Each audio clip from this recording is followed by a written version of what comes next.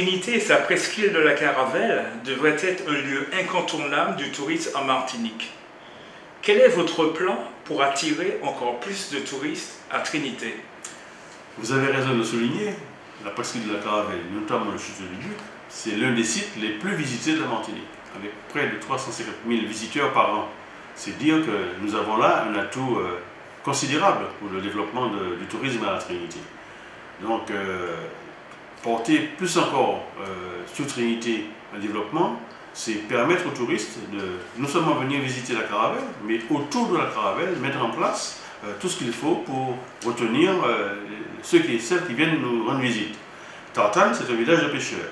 Il est nécessaire, il est indispensable que Tartane puisse aussi accueillir, indépendamment du château du Buc, puisque Tartane est un passage obligé, il est indispensable pour Tartane de se développer, mais aussi dans la direction touristique. Tartane, c'est un village de pêcheurs où la pêche joue un rôle prépondérant, mais il est essentiel pour nous, municipalité de Trinité, et moi-même en tant que maire, de pouvoir développer Tartane. C'est ainsi que nous allons, sur l'année 2015, mettre en place un développement économique de Tartane par l'aménagement de l'arrière-bourg déjà. Il faut que, quand on arrive à Tartane, qu'on se sente bien, et que les Tartanais se sentent bien. Au-delà de ça, nous avons, avec le service économique, déjà initié des rapprochements avec les acteurs économiques de Tartane, de façon à ce que tout le monde soit conscient que c'est ensemble que nous allons pouvoir développer le tourisme à la Trinité, notamment à Tartane. Et ça, c'est en cours. Je sais que les commerçants, les restaurateurs de Tartane sont en train de mettre en place une association de restaurateurs. C'est indispensable parce que la ville de Trinité et moi, je ne peux pas avoir de contact concret si je n'ai pas en face de moi des personnalités morales. Il est évident qu'on ne peut pas toujours travailler isolé, de façon égoïste, et il faut que l'ensemble de la profession porte le projet. Donc, d'une part, premièrement, aménagement de l'arrière-bourg de Tartane, coordination, encadrement des acteurs économiques, et puis aussi mettre en place tout ce qu'il faut comme structure pour l'aménagement de la plage de Tartane. C'est ce qu'il s'agit de faire, et nous sommes en train d'y réfléchir.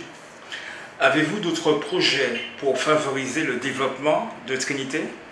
Bien sûr, indépendamment du tourisme, vous savez très bien que Trinité, c'est une ville côtière. Et j'ai la prétention de dire que nous avons l'une des plus belles baies de la Martinique, la baie du Résigné. Eh bien, sur cette baie-là, notamment autour de cette baie, nous allons installer bientôt une mini-base nautique. Parce que nous estimons que cette baie doit être tout le temps en mouvement. Et cette mini-base nautique, nous avons, je le rappelle, près de 3500 élèves scolarisés. Et si on ajoute les étudiants, ça fait à peu près 4500 en tout, élèves et étudiants sur le territoire de la Martinique, de la Trinité. Trinité, c'est une ville éducative et une ville universitaire aussi. Les écoles primaires de Trinité pourront bénéficier, les jeunes aussi pourront bénéficier de cette structure que nous allons mettre en place. Mais accolé à cette structure, nous allons aussi mettre en place une ACI, un atelier de chantier d'insertion dédié vers la mer. Nous sommes en train de travailler, nous avons déjà choisi l'association qui va porter ce projet avec nous, et j'espère, avec le recours de la région, parce que ce projet fait partie des projets que la région va financer sur la ville de Trinité. Je pense qu'en 2015, nous aurons là une mini-base nautique, mais aussi un chantier d'insertion pour pouvoir permettre à nos jeunes de venir là chercher des formations en direction des métiers de la mer. Il est important de le dire parce que je viens de parler du tourisme, mais si nous n'avons pas ici des jeunes, des sociétés qui peuvent accompagner ce touriste vers l'ouverture maritime, eh bien nous aurons échoué.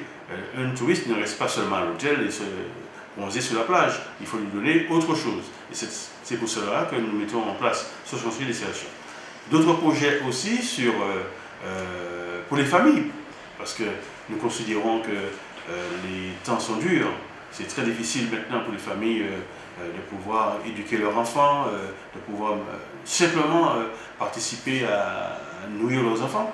Eh bien, sur Beau Séjour, par exemple, où il y a une forte concentration de familles, eh bien, avec l'aide de la CAF, mais aussi de la région, nous allons mettre en place un parc de loisirs et de jeux pour les familles et les enfants sur Beau Séjour.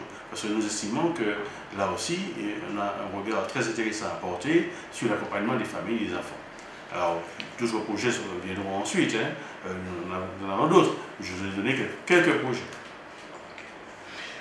Vous êtes membre de la commission transport au Conseil général. Après 17 heures, il est difficile de rallier la plupart des communes en partant de Fort-de-France. Et en plus, des embouteillages monstres nous paralysent souvent. Quelles sont les solutions? Les solutions. Vous avez raison de le souligner.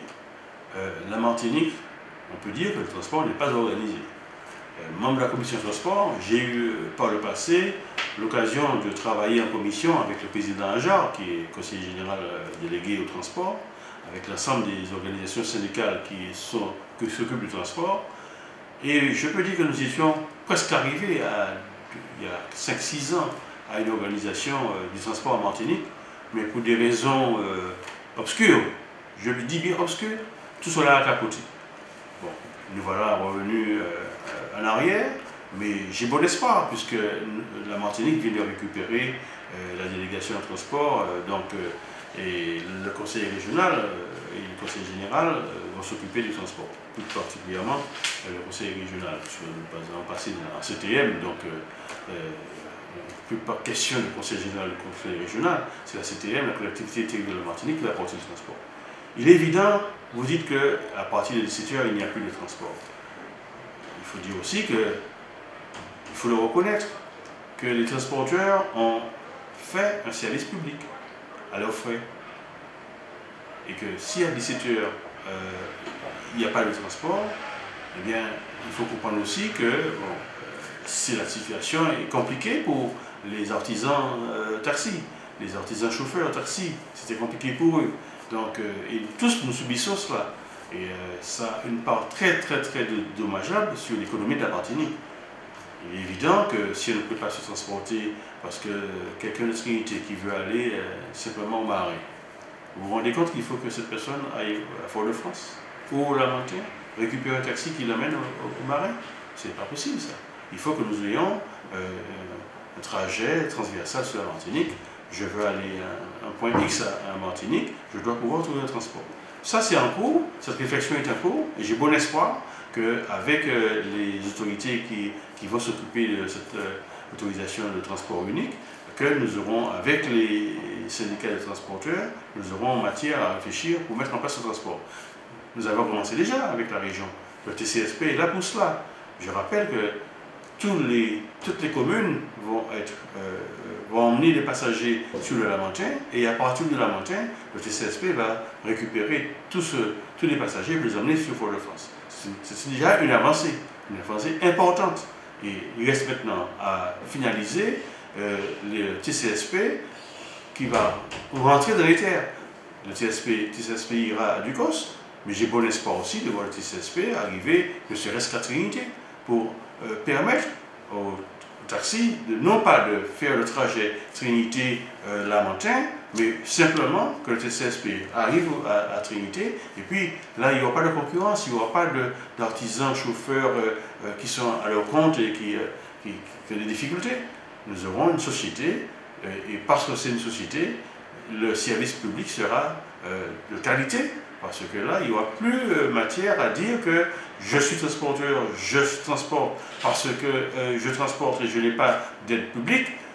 Là, maintenant, ce sera autre chose. Nous aurons des sociétés comme celles qui existent en Europe et partout ailleurs dans le monde. Quelles sont d'après vous les urgences majeures de la Martinique pour les 2 prochaines années? Vous dites les urgences majeures. Les urgences majeures. Mais tout est urgence en Martinique. Tout est urgence. Si on prend une urgence par rapport à l'autre, je pense qu'on va se casser la figure. La Martinique a besoin d'un projet global. Une économie ne peut pas se développer s'il n'y a pas de projet global. Et dans le projet global, tout est urgence. L'agriculture, c'est une urgence. La pêche, c'est une urgence. L'emploi des jeunes, c'est une urgence. Occuper les jeunes, c'est une urgence. S'occuper du vieillissement de la population, c'est une urgence. Donc tout est urgence. Et parce que tout est urgence, on ne peut pas traiter urgence après urgence. Sinon, on ne va pas voir le bout du tunnel. Il faut un projet global pour la Martinique. Avez-vous quelque chose à rajouter? dire que, si bien oui, rajouter que on dit qu'il faut développer, mais nous ne sommes pas isolés dans le monde. La Martinique fait partie de la Caraïbe déjà. Au-delà de la Caraïbe, la Martinique fait partie de la France. Au-delà de la France, la Martinique fait partie de l'Europe. Et au-delà de l'Europe, la Martinique fait partie du monde. Et nous savons tous, nous entendons tous les difficultés qu'ont tous les États pour pouvoir augmenter leur production, donner du bien-être à leur population. Et la Martinique n'échappe pas à cela. Et il faut qu'on comprenne que la Martinique n'échappe pas à cela et que c'est difficile.